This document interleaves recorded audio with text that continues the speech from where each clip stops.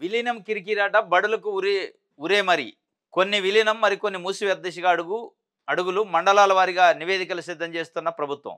మండలానికి సగటున 10 నుంచి 15 బడులు ప్రభుత్వ బడులు మూసేసే కార్యక్రమం చంద్రబాబు నాయుడు గారి ప్రభుత్వం తీసుకున్నారు.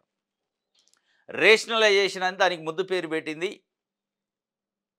ఇది విద్యా వ్యవస్థలోనే మేము సంస్కరణలు తీసుకొస్తామని నారా లోకేష్ గారు విద్యాశాఖ మంత్రిగా ఉన్నాడు. ఆయన మానవ వనరుల శాఖ మంత్రి. మేము రిఫార్మ్స్ తీసుకొస్తామంటే ప్రజలేమనుకున్నారంటే ఏమన్నా మంచి మంచి కార్పొరేట్ స్కూల్ లెక్క తయారు చేస్తడం, ప్రైవేట్ స్కూల్ని కాస్త నిర్వీర్యం చేసి ప్రైవేట్ స్కూల్ని కట్టడి చేసి ప్రభుత్వ స్కూళ్ళల్లో కార్పొరేట్ స్కూళ్ళ స్థాయిలో ఎడ్యుకేషన్ ఇస్తారేమో అనుకున్నారు. మౌలిక వసతులు కల్పించి పేద విద్యార్థులు ఎక్కడైతే చదువుతున్నారో ఆ స్కూల్ని అప్గ్రేడ్ చేస్తారో అనుకున్నారు. ఏం చేస్తున్నారు? అసలు ఈ అవసరం లేదు.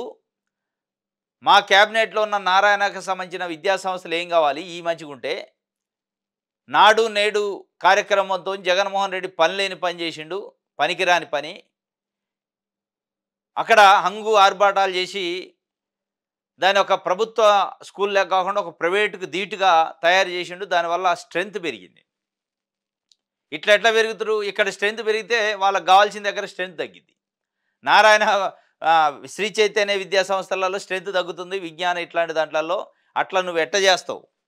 కాబట్టి ఇప్పుడు మా వంతు వచ్చింది, మేము చేసి చూపిస్తామని ఇప్పుడు మూత వేసే కార్యక్రమం చేస్తాను. 10 నుంచి 15 స్కూల్లో ఒక మండలానికట బంద్ చేస్తారు. వాళ్ళు ఎడిపోవాలి ఆ పిల్లలు మళ్ళీ ఎత్తుక్కోవాలి. నారాయణ, శ్రీ చైతన్య, విజ్ఞాన, లేకపోతే ఇంకో విశ్వభారత, ఇంకోటే ఎత్తుక్కోవాలి. ఎత్తుక్కొని ఎంతమంది చదివించగలుగుతారు? అట్లా పైసలు పెట్టి చదివించలేరు. లేదంటే ఒక 10-15 కిలోమీటర్ల దూరంలో ఉన్న ప్రభుత్వ స్కూల్కి పోవాలి. మళ్ళీ వానికి ఒక సైకిలో, ఆటోనో, రకరకాల ఇబ్బందులు ఇవన్నీ ఉంటాయి. ఇక దీంతోనేమైంది, పేద ప్రజలు పిల్లలు కొంతమందిని చదువు బంద్ చేసే అవకాశం ఉంటుంది, డ్రాప్ అవుట్స్ అవుతారు. అంటే ఎటు దేశపోతున్న వ్యవస్థని నాకు విజన్ ఉంది అంటాడు చంద్రబాబుని. ఏం విజన్ ఇది?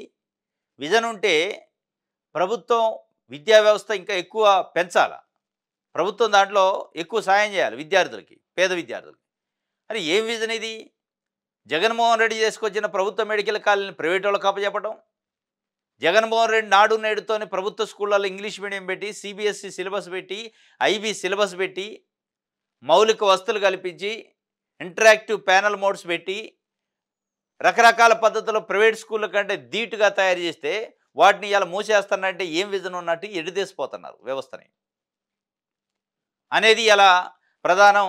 మొత్తానికైతే ఊరేసే కార్యక్రమం ఎట్లయితే మెడికల్ కాలేజీకి వేసింటే ఇక్కడ స్కూళ్ళకు కూడా వేస్తున్నారు. పేద విద్యార్థుల చదువుని గొంతు నిలిమి ప్రాథమిక స్థాయిలోనే చంపేసే కార్యక్రమం జరుగుతుంది. 12,000 స్కూళ్ళు మూతపడతాయని ప్రాథమికంగా అంచనా వేశారట. జీవో 117 ఉపసంహరణతో చెప్పింది ఒకటి, చేస్తున్నది మరొకటి. విద్యా హక్కు చట్టాన్ని కాలు రాస్తూ విద్యార్థుల తరలింపునకు ప్రణాళిక. మోడల్ ప్రాథమిక పాఠశాల పేరుతో 5 కిలోమీటర్ల దూరాన్ని తరలింపు. దీనికంటే జీవో 117 ఎంతో మేలంటున్న ఉపాధ్యాయులు, ఎంఈఓలు డమ్మీ, రెవెన్యూ అధికారులతో విద్యార్థుల లెక్కలు. తరలింపుని వ్యతిరేకిస్తూ పలు గ్రామాల్లో ఆందోళన. ఏందన్నా ఎందుకు ఆగుతారు? ఆయన ఆందోళన చేస్తే ఆగుతారు ఆయన మనసులో పడ్డాక. కాబట్టి మొత్తానికి ఉరేసే కార్యక్రమం బడులకి, బడులో చదువుకునే పిల్లలకి, ఏదైతే ప్రభుత్వ స్కూళ్ళల్లో చదువుతున్న పిల్లలకి బళ్ళకి కూడా ఉరేసే కార్యక్రమం.